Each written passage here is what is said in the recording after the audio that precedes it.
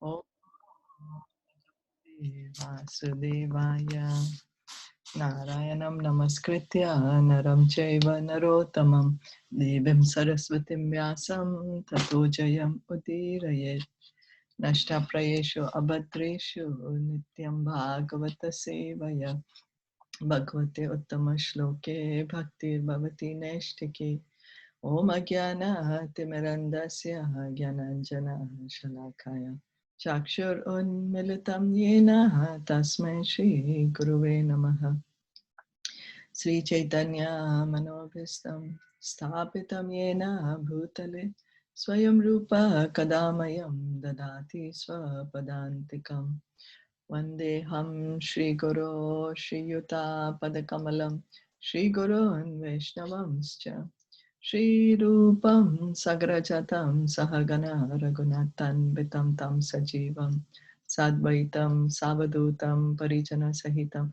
Krishna Chaitanya Devam Shri Radha Krishna Padan Sahagana Lalita Shri Vishakan Vitamscha He Krishna Karuna Sindhu Dinabandho Jagatpate Gopesha Gopika Kanta Radha Kanta Namostute Tapta Kanchana Gaurangi Radhe Vrindavaneshwari Vrishabhanu Sute Devi Pranamami Hari Priye Nama Om Vishnu Padaya Krishna Pristhaya Bhutale Srimate Bhaktivedanta Swamin Iti Namine Namaste Saraswati Deve Gauravani Pracharine Nirvisesha Shunyavadi Paschatya Deshatarine Vanchakalpa tarubhyascha kripa sindhu bhaevacha patitanam pavanebhyo vaishnavebhyo namo namaha. Jai Sri Krishna Chaitanya Prabhu Nityananda Shri Advaita Gadadhara Shri Vasade Gaura Bhakta Vrinda Hare Krishna Krishna Krishna Hare Hare Hare Rama Rama Rama Hare Hare. We continue today our reading of Srimad Bhagavatam, Canto 2, Chapter 9, and we are on text 2. Yes, text 2. Are you all able to see the screen? Yes. Okay. Bahurupa iva bhati mayaya bahurupaya ramam mano guneshva asya mamaham iti manyate. Translation and purport by His Divine Grace A.C. Bhaktivedanta Swami Srila Prabhupada. The illusion living entity appears in so many forms offered by the external energy of the Lord. While enjoying in the modes of material nature, the engaged living entity misconceives, thinking in terms of I and mine. The different forms of the living entities are different dresses offered by the illusory external energy of the Lord, according to the modes of nature the living being desires to enjoy. So this dress, this body that we have, that we are so attached to, this is actually our outer dress. It's not truly ours because we are souls. We are souls.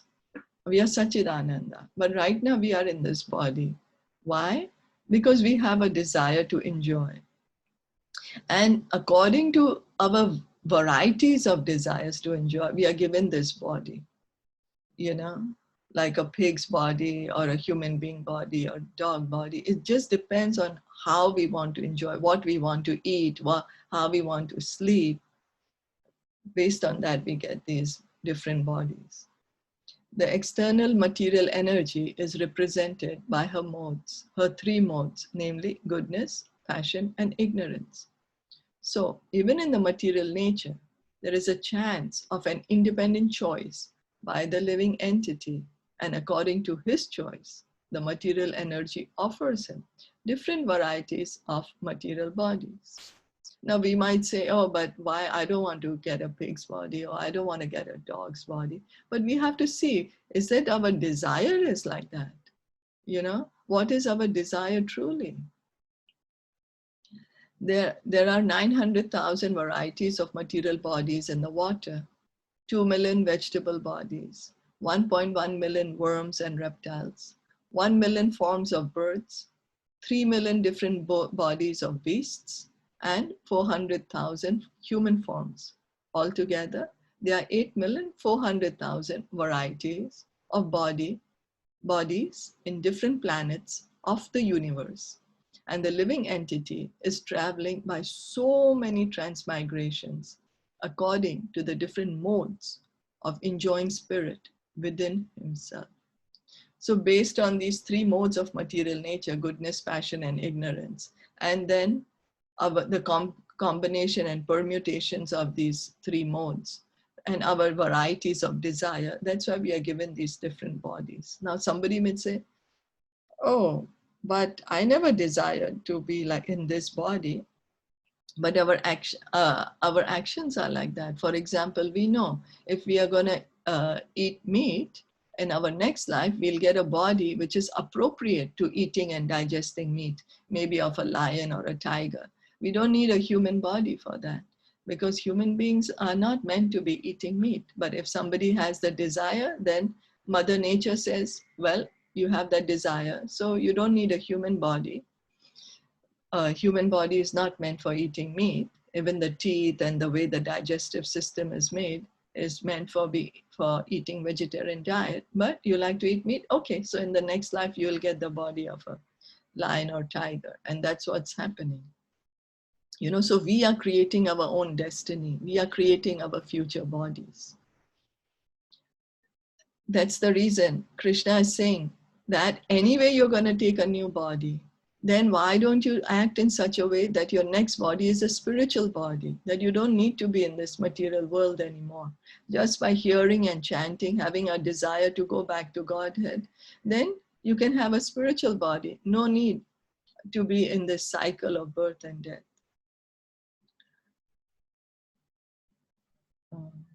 Even in one particular body, the living entity changes from childhood to boyhood, from boyhood to youth, from youth to old age, and from old age to another body created by his own action. We can see also right now, whatever state or body we are in, we are not in the same body as we just came out from our mother's wombs when we were just newborn. So where is that body gone? That body changed. Then we started growing up as children, then teenagers, you know, so we constantly, our body is changing, even though we are still in this same body. The living entity creates his own body by his personal desires, and the external energy of the Lord supplies him with the exact form by which he can enjoy his desires to the fullest extent. The tiger wanted to enjoy the blood of another animal, and therefore, by the grace of the Lord, the material energy supplied him the body of the tiger with facilities for enjoying blood from another animal. Similarly, a living entity desiring to get the body of a demigod in a higher planet can also get it by the grace of the Lord.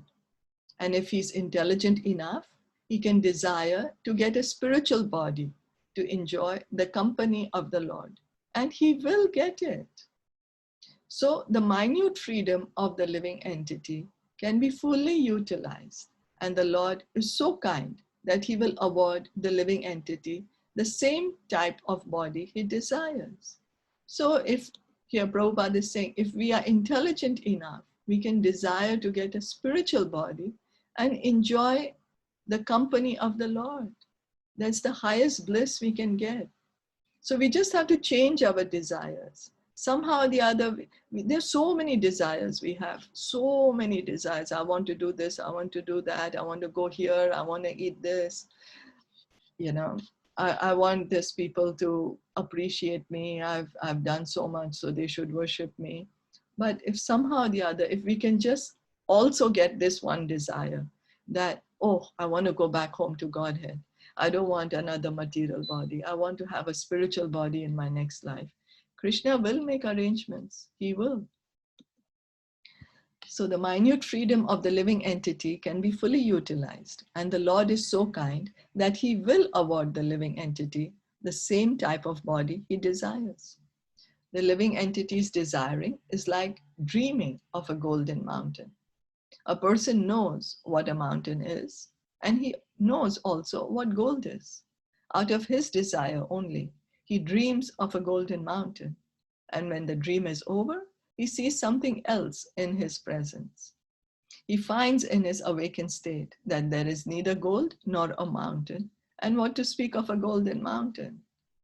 So this body is also like a dream, to us. Like when we have seen gold and we have seen mountains, but in a dream we might get confused and think, okay, there is a golden mountain. But when we get up, oh, there isn't anything. So here now we are thinking we are the body, that is our dream. That is our illusion. But when we wake up, then we'll see, oh, I'm not the body. I'm the spirit soul. I'm eternal part and parcel of Krishna. What am I doing here? I don't need to be here. I need to get out of here. So the different positions of the living entities in the material world under multifarious manifestations of bodies are due to the misconception of mine and I. The karmi thinks of this world as mine, and the jnani thinks, I am everything. So it's just because we have this desire, oh, I want to continue to stay here. I want to enjoy here. That's what's keeping us here in the material world, nothing else. It's our desire that's keeping us here. We are too attached to this material world. We are attached to the idea of enjoying. We are keeping on thinking, oh, I will get some enjoyment. So we get a little bit, but that's very little. But it's enough to still keep us hankering for more. So that's the reason we have been here since time immemorial. That's what's just keeping us here. But then the mercy of the devotees and Krishna, they come and tell us, hey, why are you trying to have this little tiny bit of enjoyment? Come and enjoy in the spiritual world. You can enjoy to the fullest extent, to how much ever your heart desires. And enjoyment will keep on increasing. Your happiness will keep on increasing. But because we think, no, this is mine. Whatever I have is mine. I need to do this. I am the controller. That's what binds us. That's what's bind, because we want the result. Or then we start thinking, okay, I'm God. You are God, I'm God, everything's God, so everything is belonging to me. So both these are wrong philosophies.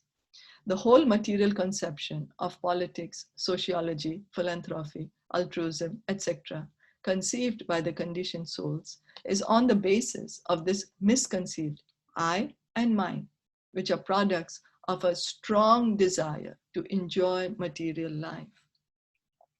The identification with the body and the place where the body is obtained under different conceptions of socialism, nationalism, family affection, and so on and so forth, is all due to the forgetfulness of the real nature of the living entity. And the whole misconception of the bewildered living entity can be removed by the association of Sukadev Goswami and Maharaj Parikshit, as all this is explained in the Srimad Bhagavatam. So the reason we are here is because we want to enjoy this material world. I want to enjoy. I will get so much enjoyment by being here. That's what's keeping us here. And why we are thinking that? Because we think we are the body. We have forgotten that we are actually eternal living entities. But the more we hear Srimad Bhagavatam and Sukadev Goswami, then this misconception, because it's not true that we are the body, this is not true. It's just we are thinking of that. So the more we hear Bhagavatam, the more we will be situated in our true identity. It's like, we don't understand how strong this material connection, attachment to the body is, that Lord Indra, he was cursed to become a pig. He's Lord Indra, he's sitting in the palace, enjoying with all the beautiful women, having the best of foods, best of comforts, Imagine eating on golden plates, sleeping on a very nice soft bed, and he's cursed to become a pig. And when he becomes a pig, he starts enjoying in the body of a pig. He gets attached to being a pig, eating the dirt, sleeping in the filth, enjoying with his pig babies and his pig wives. So this is so strong the attachment is. And Brahma came to tell him that, okay, now your period of your curse is over, come back. He said, no, I can't come back. What about my children? I'm enjoying here eating such nice food. Well, I'm not going to get all this there. I'm not going to come with you. I'm a pig. My wives are here. My pig babies are here. So strong is our attachment to the body, Ultimately, Brahmaji had to just force him out of the body. And then Indra said, really? I was here in the pig body and I didn't want to get out? Oh my God. So we are like that. We don't want to give up this body because we are so attached. We are thinking, no, this is me. How can I give it up? But by hearing and chanting, by the mercy of the devotees, we can be situated in the truth. We just have to continue being associate with the devotees and hear and chant. Is it okay? Yeah, just want to add, I think he was in the he forgot that he was Indradev and when he was cursed. So when Brahma came and asked him, and he said, who's Indradev? I don't know who's Indradev. I'm a pig. Yeah. Right? Because we forget, no? That's that once when we are in this material world, we forget our identity, who we are. Yes. Yes. We identify ourselves with the body. Yes. Yes. Thank you. Just even I had heard about this, so just adding it up. Thank you. Yeah, thank you. So text 3. Yarhi vava mahimni sve parasmin kalamayayo rameta gata sammohas tyatvo dasate tadobhayam. As soon as the living entity becomes situated in his constitutional glory and begins to enjoy the transcendence beyond time and material energy, he at once gives up the two misconceptions of life, I and mine, and thus becomes fully manifested as the pure self. The two misconceptions of life, namely I and mine, are verily manifested in two classes of men. In the lower state, the conception of mine is very prominent, and in the higher state, the misconception of I is prominent.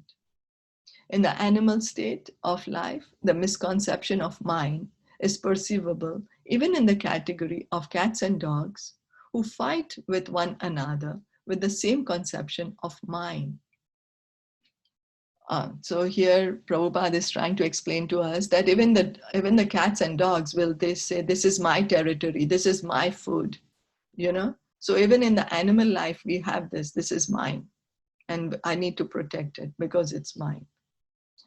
In the lower stage of human life, the same misconception is also prominent in the shape of, it's my body, it's my house, it's my family, it's my caste, it's my nation, it's my country, and so on. So we are, many of us are in this. My body, my house, my family, my caste, my nation, my country. We are so attached to this, my body, my house, but the minute we give up this body, again, we are attached to something else. So all this attachment that we have right now are going to be forgotten. How much we feel, no, this is not correct. I have to protect my family. I have to protect my nation. Duty we have to do. Not that we don't do our duty and, become like lazy, good for nothings. No, we have to do duty. But knowing well that I'm not the body. I'm in the body. I have to do my duty, whatever is required. I should not get so attached and involved with all the news, what's happening around me, So, and in the... I'm sorry? I'm sorry, you can continue, then I'll ask my question. And in the higher stage of speculative knowledge, the same misconception of mind is transformed into I am, or it is all I am, etc.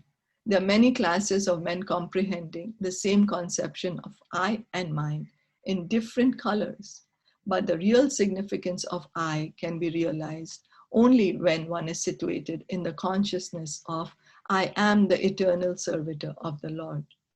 This is pure consciousness, and the whole Vedic literatures teach us this conception of life. So we are always thinking, I am a, whatever, I'm a man or a woman, I'm an Indian or a, I have this body or that body. And then whatever position in society we have, I'm a housewife, I'm a businessman, I'm a student, I'm a child. All that, we are identifying ourselves with the body to the deepest core. But the real significance, actually, who are we? Actually, the true identity is, I'm eternal servitor of the Lord. That is our true identity. So by the process of chanting and hearing and chanting, we have to give up all this I, Sarvapadi Vinirmuktam, give up all these designations.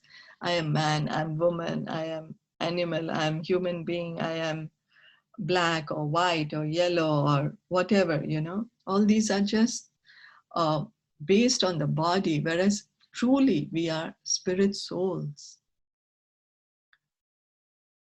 Sorry, Neha, you wanted to say something?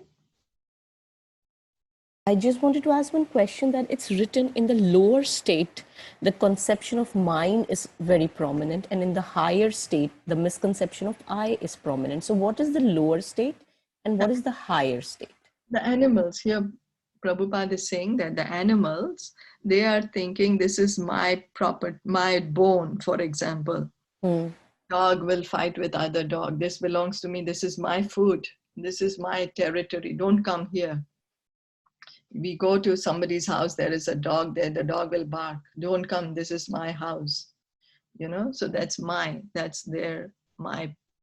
And then what we are thinking, I am as we just said, I am a woman, or I'm a so that means that animals are in the lower and we are in the higher. Is it that right? Okay. Yeah. That's right. The misconception of I am the Lord or I am the Supreme is more dangerous than the misconception of mine. Now, the most dangerous is that I am God. You are God, I'm God, everyone is God. That is most dangerous. Although there are sometimes directions in the Vedic literatures to think oneself one with the Lord, that does not mean that one becomes identical with the Lord in every aspect. In every respect. So when we say one with the Lord, means we are one in quality, but we are never one in quantity. Same as one tiny speck of gold is also gold, and the gold which is in a gold mine is also gold. The composition is the same as gold, but the size is totally different. We can't compare one speck of gold with one full gold mine, So, or one drop of water has the same composition as a full ocean of water. The quality is the same, but the quantity is totally different. Similarly, we are also Sachidananda, Krishna is also Sachidananda, but we are tiny, insignificant, 1/10,000 the tip of a hair. But Krishna, he's unlimited. And we are eternally that way. It's not that we are going to go into his body and become Krishna or merge into his body. No, we are eternally souls. We maintain our identity. Same, Krishna also always maintains his identity. We also always maintain our identity. So undoubtedly, there is oneness in the living entity with the Lord in many respects, but ultimately, the living entity is subordinate to the Lord, and he's constitutionally meant for satisfying the senses of the Lord. We are subordinate to the Lord. Why? Because he's the one who's maintaining us. We don't create the seeds to give us the grains that we can eat, or the rains, or the sun, or the moon. No, Krishna is providing for us. So it is our eternal position to be serving him. Now, when we say serving, we don't like the word. Why? Because we have the experience. Oh, servants means they're going to be exploited. I'm not a servant, I'm a master. I need to enjoy by myself. But our enjoyment is when we are connected with Krishna. We actually say serving Krishna, but what happens is, well, how are we serving Krishna? By hearing about him, by chanting his names, by singing and dancing in front of the deity. Like that, we are serving him. But what's happening? We are feeling happy. We are feeling joyful. You know, the bliss that he's experiencing, we are experiencing the same bliss. So the Lord therefore asked the conditioned souls to surrender unto him. Had the living entities not been subordinate to the supreme will, why would the living entity be asked to surrender? Had the living being been equal in all respects, then why was he put under the influence of Maya? We have already discussed many times that the material energy is controlled by the Lord. The Bhagavad Gita 9.10 confirms this controlling power of the Lord over the material nature. Can a living entity who claims to be as good as the Supreme Being control the material nature? The foolish I would reply that he will do so in the future. Even accepting that in the future one will be as good a controller of material nature as the Supreme Being, then why is one now under the control of material nature? You see, we can say, oh, no, I'm God, I'm controlling the material nature. But are we actually controlling it? Are we able to choose that, no, I don't want to die right now? Can anybody say that? No, I don't want to leave this body. I'm gonna live in this body forever. No, when the time comes, we are going to be forced to leave the body. So how are we the controllers? We are not. Only Krishna is the controller. He's the one who's controlling the material energy. You know, but then there are certain people who keep saying, oh, right now we are not controlling, but later on in life, later in the future, we'll be able to control. But that is not true. That is just our own mental foolishness. That, or now I'm not able to do it, but in the future I'll be to do it. If right now we are not able to do it, then how in the future will we be able to do it? Time will come, we will be forced out of this material body. You know, nobody can stop that. Only Krishna can. Only Krishna. So, the Bhagavad Gita says that one can be freed from the control of the material nature by surrendering unto the Supreme Lord. But if there is no surrender, then the living entity will never be able to control the material nature. But although we are actually superior to this material nature, we are after all conscious. Material nature is not conscious. It's dead matter. But because we are thinking we are the body, then we are under the control of this material nature. And the only way we can come out of this material nature is that we accept, yes, my dear Sri Krishna, I surrender unto your lotus feet. You are the Supreme Lord and I'm just a tiny, tiny living entity. I'm not the controller. I'm not the owner. I'm not the owner of whatever I'm seeing. And I'm not even the enjoyer, you know. And then we can get out of this material world. So the process of surrender begins by hearing and chanting about Krishna. The more we hear and chant about Krishna, the more we are surrendering. Our surrendering process begins with that. So Krishna first, he demands surrender. He says, surrender unto me and I will deliver you. But Lord Caitanya is Krishna himself. He came 500 years ago because he saw, oh, who's going to surrender? In this Kali Yuga, nobody wants to surrender. Everybody thinks they are God. How are they all going to come back to me? They're going to continue to live in this material world. That's what he was thinking. So he came as Lord Caitanya to give us the highest Krishna Prema, the highest benefit, the highest treasure, which nobody gives. Even Krishna himself doesn't give. Only Lord Chaitanya gives love for Krishna. And how does he do that? He says, just chant the Hare Krishna mantra. Take freely, just with a little faith. Start chanting. And he's freely giving us Krishna. So if it's to our, if we can accept this, then it's to our advantage. You know, of course, we all have an independent choice whether we want to accept it or no. But this is the proposal. And if we accept it, we can make a permanent solution to our suffering and get out of this material world, go back to the spiritual sky, and get pure love of God, which is so rare. It's the highest treasure. And that's the goal of human life, to love God. So one must also give up this misconception of I by practicing the way of devotional service, or firmly being situated in the transcendental loving service of the Lord. A poor man without any employment or occupation may undergo so many troubles in life.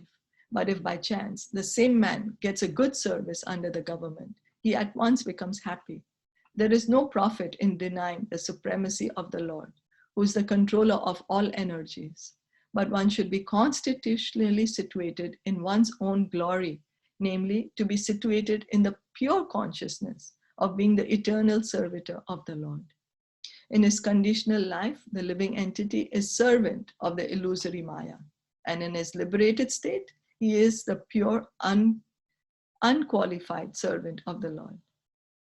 So it depends who we want to serve. We want to serve Maya or Krishna. The choice is ours. We have to serve because that's our nature. The nature of sugar is sweet. The nature of chili is spicy. The nature of salt is salty. Similarly, our nature, we are servants. It's our choice. We want to serve Maya, continue staying in the material world and continue serve Maya, or we serve the Supreme Lord, the most powerful, the most loving, the most kind, the most munificent, the most merciful person. So it's our choice. Who do we want to be with? In his conditional life, the living entity is servant of illusory Maya. We read that. To become untouched by the modes of material nature is the qualification for entering into the service of the Lord. As long as one is a servant of mental concoctions, one cannot be completely free from the disease of I and mine. So we have to give up all this thinking that on our mental platform, we have to get the knowledge from the authorities in the disciplic succession, from the parampara, from the guru. We can't just make up our own things and say, oh, I am free, I am liberated, I am God, I am in the Brahma Jyoti, I am this or that. That's just our mental speculation. If we want to be situated in truth, make a permanent, proper solution, we have to accept the proposal of the guru in a bona fide, who's coming in the parampara system. So we can stop here. Yes, yeah. I like this part. Whom do you want to be? Servant of Maya or servant of the Lord? Yeah. So, yeah, so beautiful, really. Yeah. Yeah. The choice is ours. Yes. Okay. Thank you so much. Srimad Bhagavatam ki jai, Shilpa Prabhupada ki jai, Gaura Bhakta Vrinda ki jai, Hari Hari Bol, Hare Krishna. Hare Krishna.